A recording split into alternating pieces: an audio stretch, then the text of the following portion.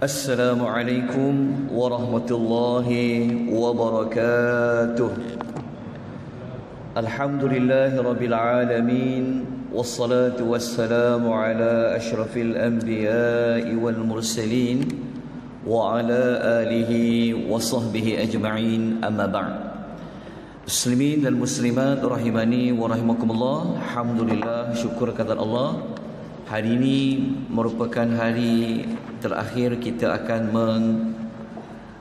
tadabbur ringkas surah Ar-Rahman, yang mana kita akan masuk kepada ayat yang ke-76. Jadi kalau tuan-tuan ada nota yang bercetak ataupun tuan-tuan dah memang hafal surah Ar-Rahman, tak perlu tengok nota lah, so boleh ingatkan. Baik, kita terus ayat yang ke-76. Kita mulakan sesi tadabbur ringkas kita dengan kita mengambil keberkatan ayat Al-Quran, dapatkan ganjaran pahala pada membaca dan juga ataupun mendengar ayat Al-Quran dibacakan. A'udzu billahi minasy syaithanir rajim.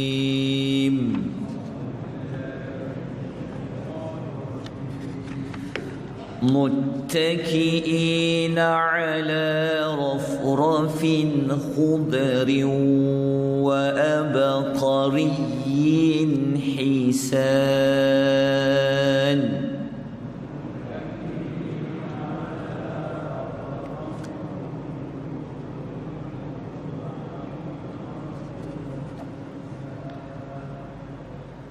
Terjemahan ayat muttaki'in merujuk kepada penghuni syurga itu, mereka bersandar. Muttaki'in maksudnya bersandar ataupun mereka duduk dalam keadaan mereka berbaring di atas rafrafin, iaitu bantal-bantal yang hijau warnanya.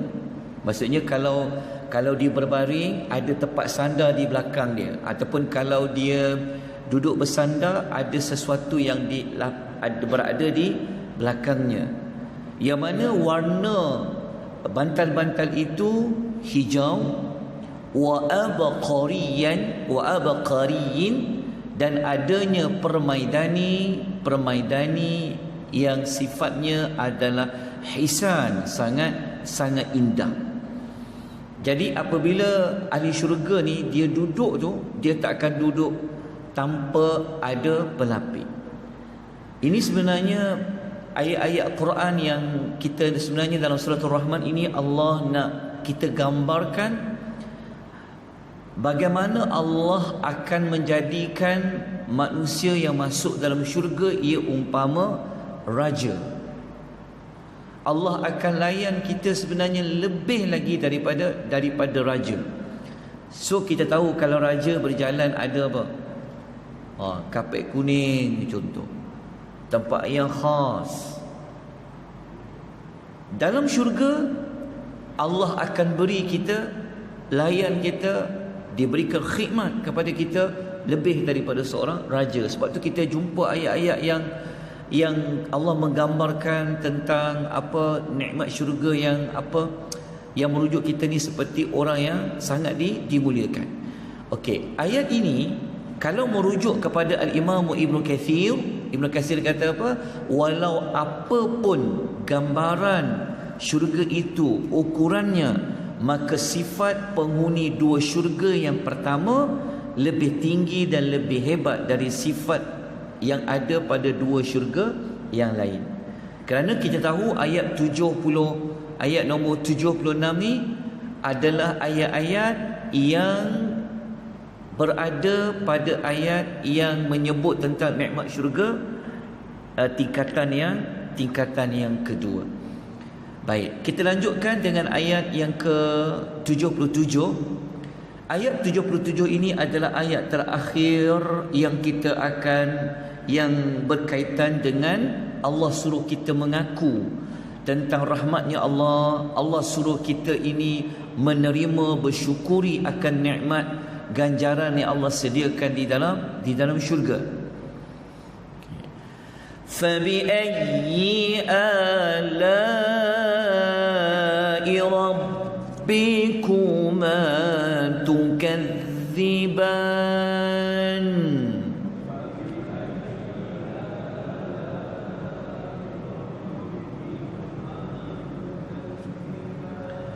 Maka nikmat Tuhan kamu berdua yang manakah?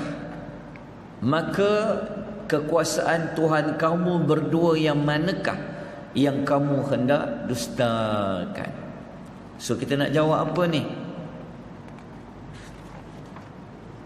La bi syai'in min ni'amika rabbana nukadzibu falakal hamdu. Kita nak jawab apa?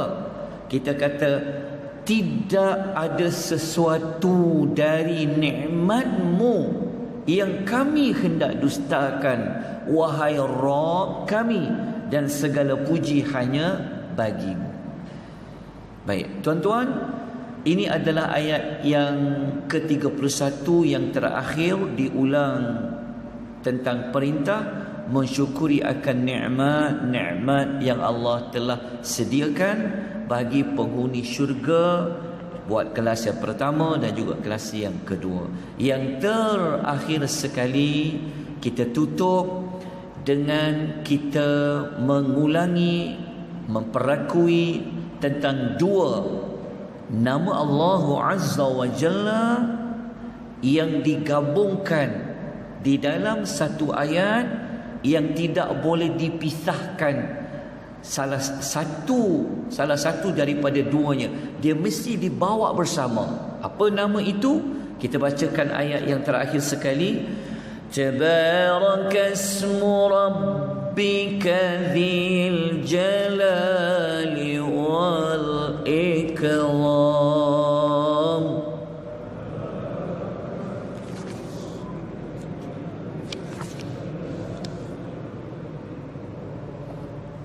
Tabarakasmu rabbik, maha suci dan maha agung nama Tuhanmu.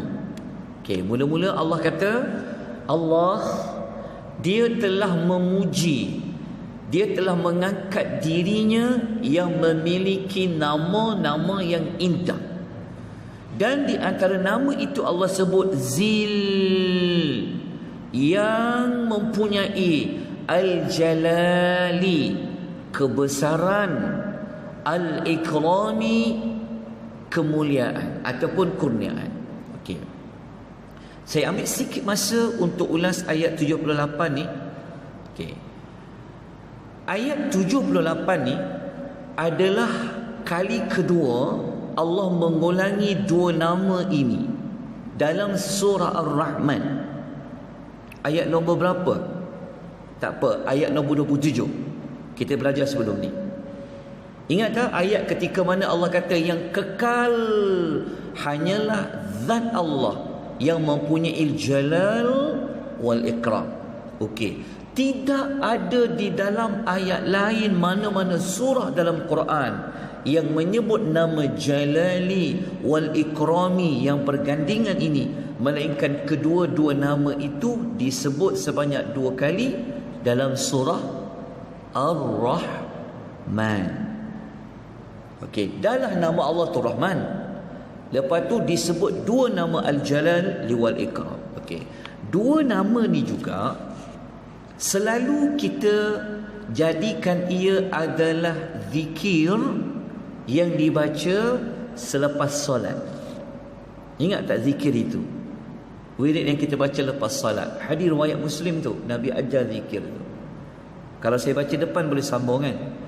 Allahumma antas salam, wa minkas salam. Lepas tu hujung tu, tabarakta ya dzal jalali wal ikram. Hadis riwayat Muslim. Kalau ikut Nabi baca tu, Nabi baca pendek je lah.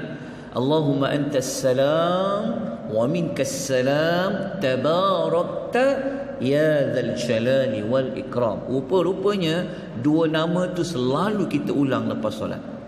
Tapi apakah 2 nama itu? Al-Jalalu wal Ikram. Okey, mudah nak faham. Dua nama ni dia memang pertama konsep dia tak boleh dipisahkan. Dia tak kata jalan saja, tak. Dia mesti dua nama ni kena berjalan sama. Okey. Al-Jalal. Okey, Al-Jalal. Okey. Yang kedua, dua nama ni dia bukan nama yang bawa satu makna. Faham tak maksudnya? Bukannya contohnya kita kata nama Allah Ar-Razzaq, dia kaitkan dengan rezeki je. Al-Jalal walaupun dia satu nama, tapi makna pada nama tu dia tak boleh diletakkan satu makna je. Boleh faham? Begitu juga nama Al-Ikram. Memang dari sudut ayat nama tu satu ikram, tapi makna nama tu dia tak boleh diulas satu. Okey, kesimpulan dia adalah Al-Jalali satu nama yang mewakili beberapa sifat mulia bagi Allah. Manakala Al-Ikram juga satu nama yang mempunyai sifat-sifat Allah yang mulia dikaitkan dengan Al-Ikram. Okey, dapat faham yang kedua? Okey, yang ketiga, Al-Jalal mudah nak faham dia adalah segala sifat Allah yang dikaitkan dengan kekuatan. Al-Jalal ni dia adalah nama Allah yang dikaitkan dengan kekuatan, keperkasaan. Al-Jalal. Maknanya Al-Jalal ni dia boleh bawa makna Al-Qudrah, Al-Qadir. Kita baca kan? Al-Qudrah tu Allah tu Maha berkuasa, Al-Qadir. Jadi Al-Jalal ni menghimpunkan semua sifat-sifat Allah yang dikaitkan dengan kekuatan. Apa saja yang kita kaitkan dengan kekuatan Allah, kekuasaan Allah, dia duduk di bawah nama Al-Jalal. Manakala Al-Ikram adalah nama yang mempunyai sifat-sifat Allah yang sempurna. Maknanya apa jua nama Allah yang dia merujuk kepada kemuliaan, kesempurnaan, dia akan duduk di bawah nama Al-Ikram. Jelas mudah aja. Seolahnya Al-Jalal ni dia adalah menghimpunkan semua nama-nama yang dikaitkan dengan kekuatan, keperkasaan. Manakala Al-Ikram dia menghimpunkan nama-nama di dalamnya yang dikaitkan dengan kesempurnaan, kemuliaan. Sebab itu para ulama bila bincang tentang nama Allah Al-Husna ni, mereka kata Al-Jalal tak boleh disertakan satu saja sifat, dia menghimpunkan nama-nama. Begitu juga Al-Ikram. Okey, dah jelas yang itu. Maka bayangkan dua nama ini yang mewakili, yang menunjukkan sifat-sifat kekuatan Allah, kesempurnaan Allah, maka ia menjadi sangat padulah sebab dia gabung dua nama. Para ulama bincang lagi, kenapa mesti letak Jalal dulu kat depan, bukan Ikram? Kerana Al-Jalal adalah nama yang menafikan segala kelemahan, kekurangan. Sebab tu Jalal kalau letak kat depan dulu, baru nama Al-Ikram. Panjang nak ulah dua nama ni, mungkin kena buat kelas khas tentang Asmaul Al-Husna. Tapi boleh faham kot seberingkas dia. Baik, tuan-tuan dan puan-puan, yang paling penting kita pergi kepada pengajaran ayat 78 ni.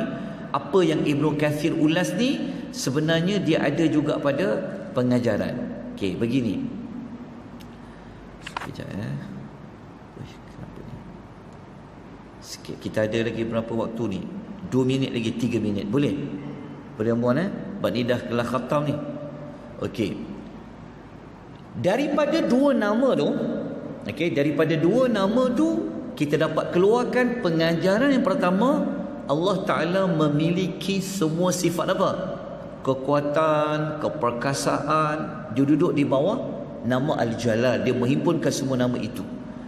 Manakala pelajaran yang kedua, Allah Ta'ala ini memiliki semua sifat kesempurnaan. Kalau dua-dua ini kita dah faham, maka akan melahirkan hamba-hamba Allah. Yang pertama, dia akan jadi hamba yang sentiasa mengagungkan Allah Subhanahu wa ta'ala. Sebab dia tahu segala sifat kekuatan, keperkasaan, kebesaran, dia duduk di bawah nama Al-Jalal, akan memberi kesan kepada hamba itu untuk dia mengagungkan, memandang tinggi, meletakkan Allah itu sangat tinggi berbanding dengan yang lain-lain. Boleh faham tak maksudnya? Okay. Jadi justru itu akan bawa kepada apa? Akan bawa kepada puji Allah, akan bawa kepada takut Allah, akan bawa kepada apa? Selalu menyebut-nyebut namanya. Sebab tu lepas sembahyang, ulang nama Jalalu wa Ikram. Pas sembahyang, ulang nama Jalalu wal Ikram. Kerana kalau Allah itu agung, Allah itu kuat, Allah itu perkasa, maka akan membawa manusia kepada mengagungkan dia. Dan kesan yang kedua, tindakan yang kedua, akan membawa manusia kepada apa? Sifat merendah diri, tawadhu', dan sifat menjauhi sifat al-kibir. Sebab apa? Sebab tidak layak pun untuk kita membesarkan diri. Kerana apa? Kerana bagi Allah kita ni tak ada apa-apa pun. Kita nak besarkan diri dengan pemberian Allah. Betul. Kalau kita kata kita nak besarkan diri dengan nama yang kita ada, pangkat yang kita ada, jawatan yang kita ada, kekayaan yang kita ada, milik siapa nama itu? Siapa yang bagi nama? Siapa yang bagi pangkat? Siapa yang bagi harta? Allah. Jadi bayangkan kita belagak dengan milik Allah. Jadi macam tak kena lah. Betul tak? Jadi apabila faham Al-Jalal, apabila faham Al-Ikram, akan membawa kita kepada merendah diri kepada Allah Azza wa Jalla. Kerana Allah Ta'ala sahajalah yang layak, yang patut untuk mengangkat dirinya. Allah Ta'ala saja yang layak untuk meletakkan kebesaran dan keagungan pada dirinya. Maka tamatlah tadabbur ringkas bagi surah Ar-Rahman. Dan kerja rumah bagi tuan-tuan dan puan-puan, dekat nota bercetak tu, muka surat nombor 48 sehingga muka surat nombor 51, dekat situ ada disenaraikan 27 pengajaran ringkas daripada ayat 1 surah Rahman sampai ayat yang ke-78.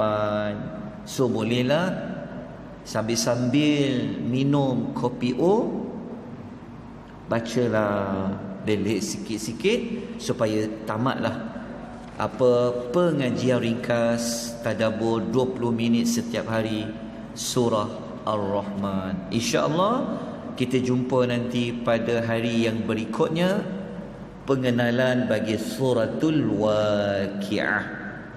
Tapi esok saya minta cuti, mohon diluluskan kerana ada urusan di hospital, bawa keluarga ada appointment. Jadi kita jumpa hari Khamis insya-Allah, pengenalan bagi surah yang baru, surah yang duduk selepas Ar-Rahman, iaitu Al-Waqi'ah. Apa itu Waqi'ah? Apa tujuan surah Al-Waqi'ah? Kita akan bicarakan pada hari Khamis akan datang. Minta maaf banyak-banyak atas kelemahan, kekurangan, sama ada pada penyampaian, penyediaan bahan rujukan tuan-tuan dan puan-puan, juga dari sudut kehadiran saya dan apa-apa saja yang berkaitan, mohon diberikan kemaafan. Yang sempurna itu sudah pasti ianya adalah milik Allah Subhanahu wa ta'ala. Kita manusia cuba untuk buat yang terbaik, namun sebagai manusia sudah pasti banyak kekurangan. Aqulu qawli hadza wa astaghfirullahal azim wa billahi taufiq wal hidayah. Wassalamu alaikum warahmatullahi wabarakatuh. Subhanakallahumma wa bihamdika asyhadu an la ilaha illa anta astaghfiruka wa atubu ilaik. Wal 'asr innal insana lafi khusr illa alladhina amanu wa 'amilus shalihat wa tawasaw bil haqq wa tawasaw bis sabr.